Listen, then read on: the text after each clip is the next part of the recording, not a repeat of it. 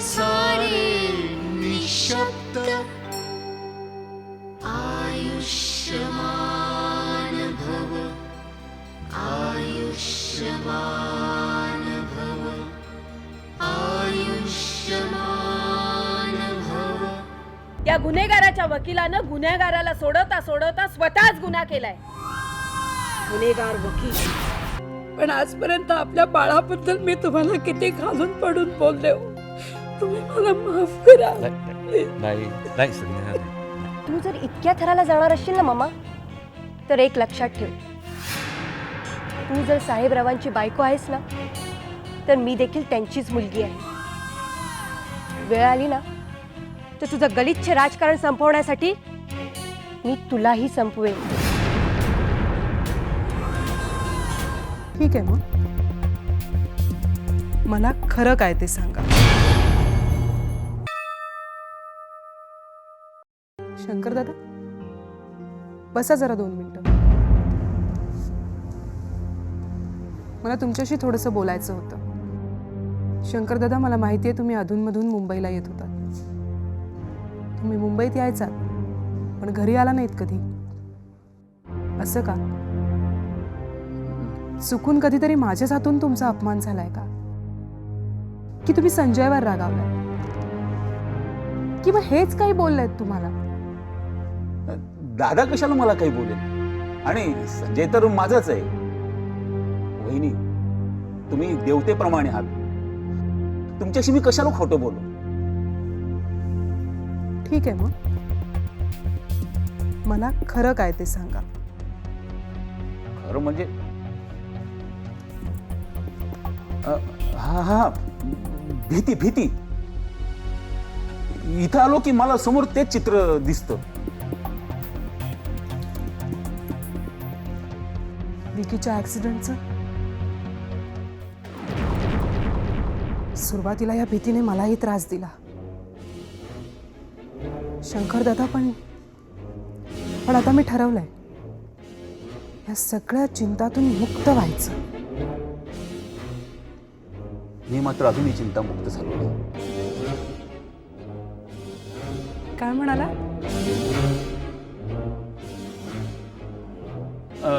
कुठं काय?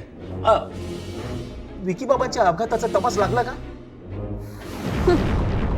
पोलीस तपास चालू आहे।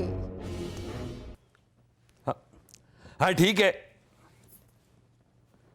पाहतो। अच्छा, मग काय म्हणताय तुमच्या विभाताई? आणि वकील साहेबांची भेट झाली की नाही? छेओ, अहो ते कुठले भेटायला? काय?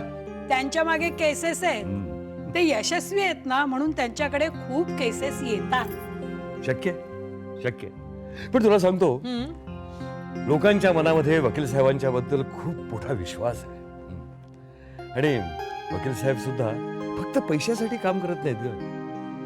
अशिलाचा सच्चेपणा, अशिलाची केस खरी आहे हे त्यांना पटलं तर सर्वस्व पणाला लावून ते त्याची केस लढतात। खरंच तुमच्या केसच्या बाबतीत तर आपल्याला प्रत्यक्ष तसा अनुभव आलाय। कारण माझी केस माझ्या प्रामाणिकपणावर, माझ्या सच्चेपणावर ठामपणे उभी होती। ॲडव्होकेट देशमुख, आज तुमच्या केसचं हिअरिंग आहे। येस सर, आणि त्याच संदर्भात माझी म्हणजे रादर माझ्या आशिलाची अशी विनंती आहे की प्रोसिडिंग्स इन कॅमेरा असेल। सर, मोहिते पाटील हे पोलीस खात्यातले एक वरिष्ठ अधिकारी आहेत, आणि त्यांच्यासारख्या अधिकाऱ्याला त्यांची बाजू मांडण्याची पूर्ण संधी आपण द्यावी।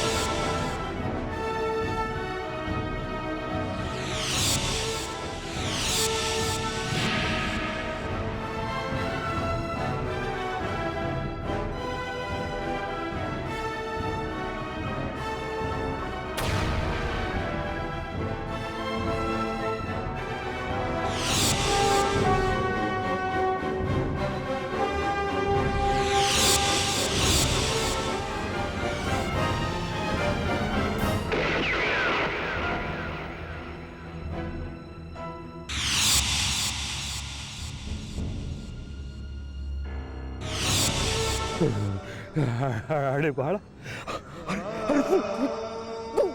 कुठल्या रस्त्याने जात होतास तू? बाबा मला माफ करा.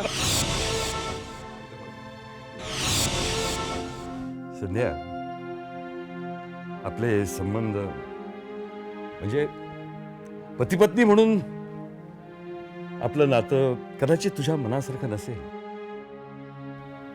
ते ओबडधोबड असेल, खाचखळग्याने भरलेलं असेल. तुला एक सांगतो, माझ्या पेशाशी मी पूर्णपणे प्रामाणिक आहे. अगं, इतरांसारखा मी कलंकित नाहीये. हे मला माहित का नाहीये, पण दिसतं तसं नसतं. आता वकील साहेबांकडे पाहून सुद्धा हेच म्हणण्याची पाळी आली. ईश्वर करो आणि तसं काही न घडो. म्हणजे अगं, सांगेन तुला मग केव्हा तरी. पण काय आहे संध्या, अगं काही वेळेला परिस्थिती अशी निर्माण होते की माणूस गुन्हेगार बनतो. एखादी छोटीशी चूक घडते आणि कायद्याच्या दृष्टीने माणसाच्या हातून गुन्हा होतो. पण यात वकील साहेबांचा काय संबंध? जे गुन्हेगारांना मदत करतात ते स्वतः गुन्हा कसा करतील? अगं, माणसाच्या हातून चूक घडते. Tour is human. हे पहा, तुम्ही असे कोड्यात बोलू नका. मला काय ते स्पष्ट सांगा. हे बघ, योग्य वेळ आली म्हणजे मी तुला सगळं काही स्पष्टपणे सांगेन. पण पण आधी सगळ्या गोष्टी माझ्या समोर तरी स्पष्टपणे येऊ देत. तसं काही असेल तर वकील साहेबांनी माझ्यावरती जे उपकार केलेत त्याची अंशतः तरी मी फेड करू शकेन. मला ना तुमचा हा स्वभाव आवडत नाही, म्हणून तुमची आणि माझी भांडणं होतात. सध्या कारण तुझे माझे संबंधच पूर्वग्रह दूषित आहेत. ए संध्या, एकदा उघड्या डोळ्यांनी माझ्याकडे, माझ्या स्वभावाकडे बघ ना. म्हणजे काय होईल? तुम्हाला बरं वाटेल? नाही, तू सुखी होशील. तुझ्या मनामध्ये ही जी असमाधानाची भावना आहे ना, ती नाहीशी होईल. हा एकदा पोलिसांचा तपास संपला ना की मग दादांची मुक्तता होईल त्याच्यात. दादांची मुक्तता? दादा अडकलेच कुठे आहेत? पण काय झालंय शंकर दादा? यांचा काय संबंध? तुम्ही का म्हणालात असं? काय नाही, मी निघतो. शंकर दादा, एक मिनिट.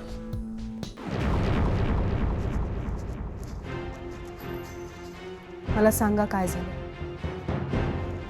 त्या दिवशी सेवा देखील असंच काहीतरी बडबडत होती. शंकर दादा खोटं बोलणार नाही, बाबा असं का करतील, हे असं कसं झालं? मला या वाक्यांचा अर्थ कळला नव्हता तेव्हा, पण मला एवढं नक्की माहिती आहे की तुम्ही माझ्यापासून काहीतरी लपवताय. शंकर दादा, सांगा मला नेमकं काय झालंय.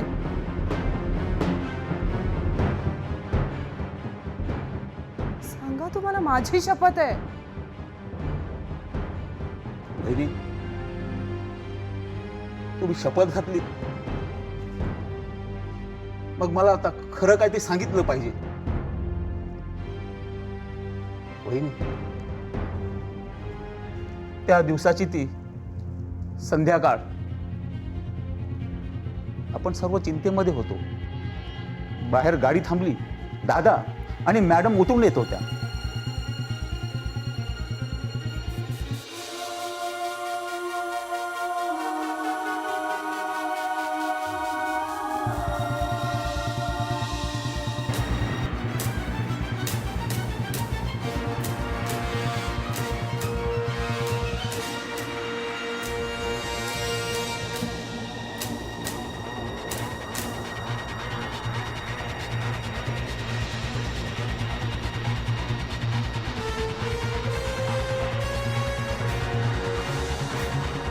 काय करतो शंकर?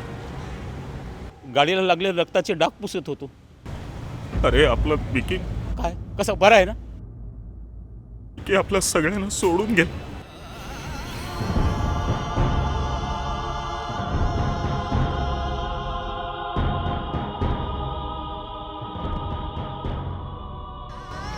माझी चूक होती रे. माझ्याच हातून विकी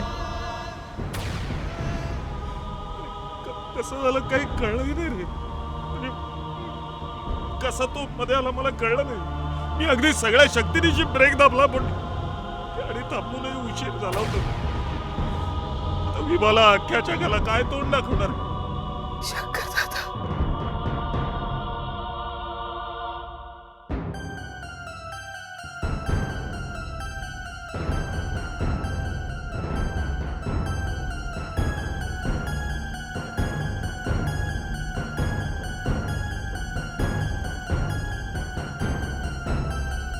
पण दादा, एक वचन द्या, तुम्ही जीवाचं काही बरं वाईट करू नका.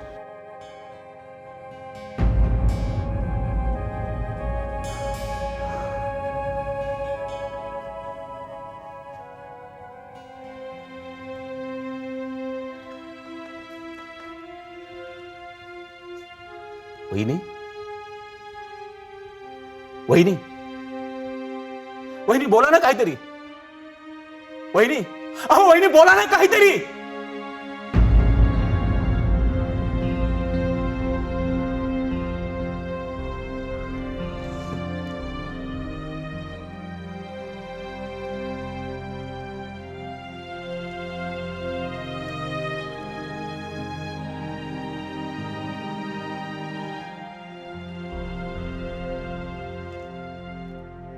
काय बोलू शंकर दादा?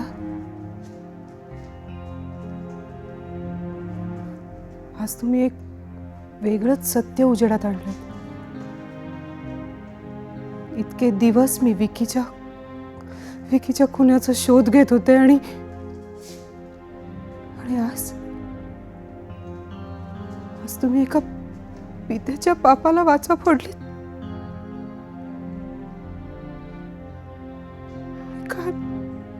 काय बोलू?